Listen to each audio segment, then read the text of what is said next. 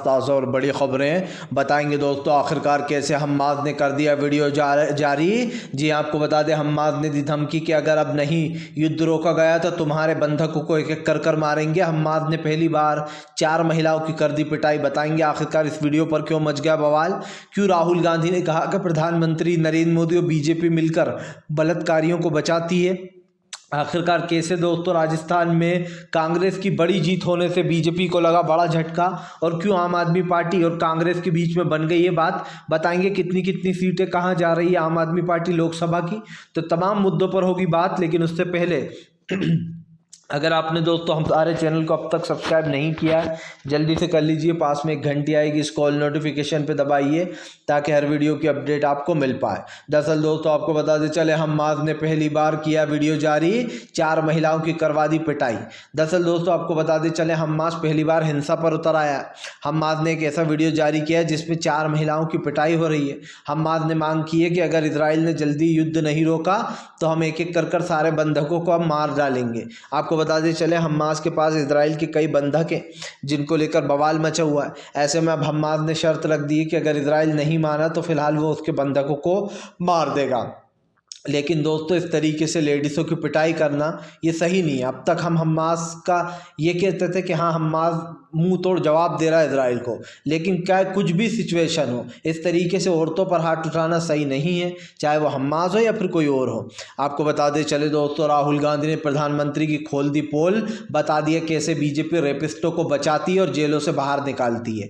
दरअसल राहुल गांधी ने बीजेपी पर निशाना साधते हुए कहा कि फाइनली बिल्किस बानो की जीत हुई। आपको बता चले दोस्तों, भारत जोड़ो यात्रा के दौरान भी राहुल गांधी ने जो है यहाँ पर बिल्किस बानो का समर्थन किया था और उनके आरोपियों को छोड़े जाने को भी गलत बताया था। राहुल गांधी ने प्रधानमंत्री पर हमला साधते हुए कहा कि चुनावी फायदे के लिए न्याय की हत्या की गई थी, प्रवृत्ति लोकतंत्रीय व्यवस्था के लिए खतरनाक है।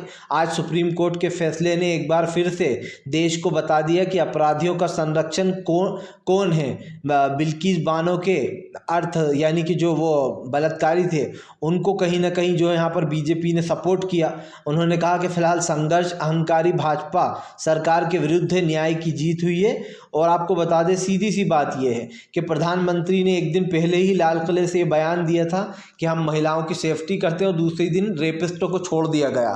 तो पोल तो यूं ही खुल गई थी बीजेपी की एक बार फिर से, इसीलिए राहुल गांधी ने बीजेपी को घेर लिया है।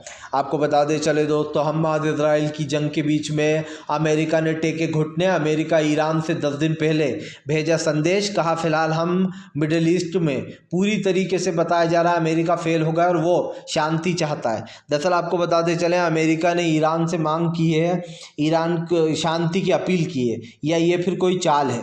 आपको बताते चले 10 दिन पहले ईरान को अमेरिका ने संदेश भेजा कि वह पूरे क्षेत्र मिडिल ईस्ट में समझौते के लिए तैयार है। ऐसा लग रहा है कि बाइडेन प्रशासन हूतीस को जवाब देने में असमर्थ हैं और अमेरिकी कार्रवाइयों ने कहीं ना कहीं दोस्तों इस चीज़ को जो यहाँ पर इतना खास कर ईरान को इतना नाराज़ कर दिया है कि अब वह जो यहाँ पर इस चीज़ पर कहीं ना कहीं वो चाहते हैं कि लड़ाइयाँ ना हो और इस पर युद्ध विराम लग जाए। अब ये अमेरिका की कोई चाल है या फिर सच में अमेरिका समझौता चाहता है, ये तो आने वाला वक्त ही बताएगा। लेकिन एक चीज़ साफ है कि हूतीस के सामने पूरी तरीके से फेल हो गया है अमेरिका, हूतीस के आगे टिक नहीं पा रहा है अमेरिका।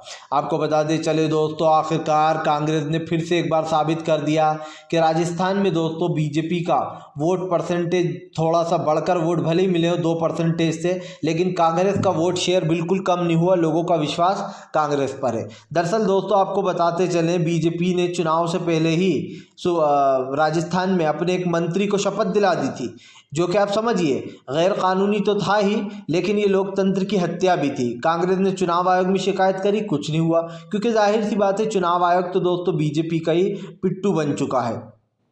अब आपको बताते चले दोस्तों, सुरेंद्र पाल टीटी जो हैं उनको पहले ही मंत्री पद की शपथ दिला दी गई थी चुनाव से पहले, लेकिन अशोक गहलोत ने कहा था कि अब तो हमारा और फायदा होगा, बीजेपी बुरी तरीके से हारेगी। आपको बताते चले दोस्तों, भजन लाल के सीएम बनते से ही उनकी पहली बार में हार हो गई। अशोक गहलोत ने बाजी मार ली। अशोक गहलोत के जो कैंडिडेट थे दोस्तों भारी बहुमत से जीत गए, लगभग 24,000 वोटों से जीते हैं। अब आप समझ लीजिए 24,000 वोटों से कांग्रेस का प्रत्याशी उपचुनाव में जीत गया। कांग्रेस 69 सीटें जीती थी 69, अब उसकी 70 सीटें हो गई हैं। मतलब आप समझिए दोस्तों, आने वाले लोकसभा में कांग्रेस को एक बड़ा फ़ायदा मिलने वाला है और बीजेपी को एक बड़ा झटका लग गया है, क्योंकि भजन लाल को अभी सीएम बनाया था राजस्थान का, और पहली बार करारी हार हो गई है उनकी उपचुनाव में, क्योंकि उनके जो कैंडिडेट थे वो बुरी तरीके से हार गए।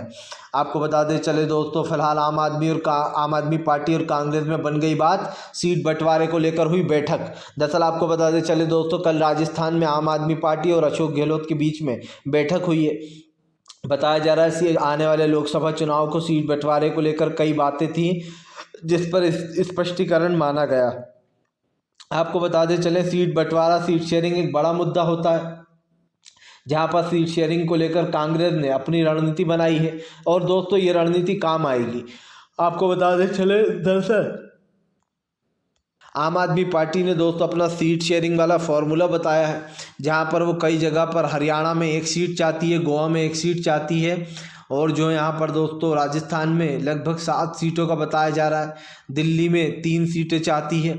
इस तरीके से तमाम लिस्ट दी गई है, लेकिन सवाल यही है कि फ़िलहाल सीट बंटवारे को लेकर ये बैठक बहुत अच्छी गई है, बताया जा रहा है आगे इस पर चर्चा होगी और फैसला लिया जाएगा कि फ़िलहाल आम आदमी पार्टी को कहाँ कितनी सीटें मिलनी चाहिए। देखिए, जब भी बहुत सारी पार्टी साथ में आती हैं तो जाहिर सी बात है थोड़ी सी हिचक तो होती है, और ये भी होता है कि कहाँ कौन कितनी सीट पर लड़ सकता है। इसीलिए इस पर विचार चल रहा है और जल्दी ये फैसला ले लिया जाएगा कि कौन कहाँ पर कितनी सीट पर चुनाव लड़ेगा। लेकिन कल जब बैठक हुई तो आम आदमी पार्टी के नेता तमाम थे, अशोक गहलोत थे, उन सब के बीच में ये बैठक हुई है। मल्लिकार्जुन खड़गे ने तय किया था कि कैसे इस फार्मूले पर काम किया जाएगा, कैसे सीट बंटवारा होगा।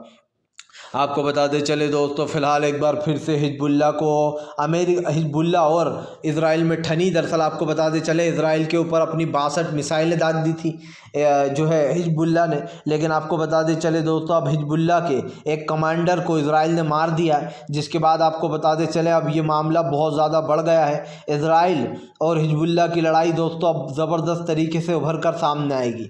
दरअसल अमेरिका ने मना भी किया था कि हिजबुल्लाह से पंगा मत लेना, लेकिन इजराइल ने दोस्तों हिजबुल्लाह के कमांडर को मौत के घाट उतार दिया। इससे पहले आपको बताते चले, जब हिजबुल्लाह के 8 से 10 सैनिक मारे गए थे, तब हिजबुल्लाह ने एक साथ 62 मिसाइल दाग दी थी और एक तरीके से पूरा का पूरा जो कुंभा था उसको उखाड़ फेंका था, उड़ा डाला था दोस्तों हिजबुल्लाह ने इजराइल के कुंभे को। यही कारण है कि अब एक बार इजराइल ने फिर से हिजबुल्लाह के कमांडर को मार दिया, जिसका बदला जाहिर सी बात है हिजबुल्लाह ज़रूर लेगा दोस्तों। और अब इजराइल के लिए मुश्किल बढ़ने वाली है, क्योंकि अब अगला निशाना हिजबुल्लाह किसको बनाएगा ये कोई नहीं बता सकता है। जाहिर सी बात है हिजबुल्लाह के निशाने पर इजराइल के कई सैनिक हैं